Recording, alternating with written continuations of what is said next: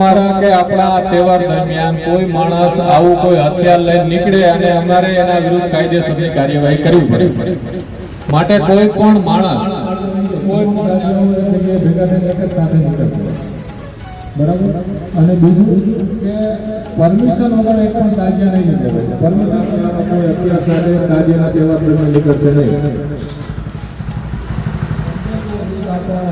જે રૂલની તમે પરમિશન લીધી છે એ રૂલની ઉપર તાજિયો ફરે અને તમને જે સમય મર્યાદા આપી છે એ સમય મર્યાદાની અંદર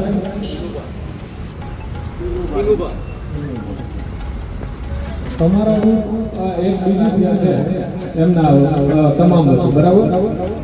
બીજું કે જે રૂલ છે તમારો એવું નથી કે માત્ર તાજિયા કે કોઈ પણ શસ્ત્ર તલવાર ભાલા કે છરી કે કોઈ પણ વસ્તુ છે એ સાથે લઈને કોઈ નીકળશે તો જીપીએ 135 મુજબ ગુનો દાખલ કરી છે। એમાં કોઈ પણ જાતની બાંધછોડ નથી। આ સ્પષ્ટ અને ક્લિયર સૂચના છે।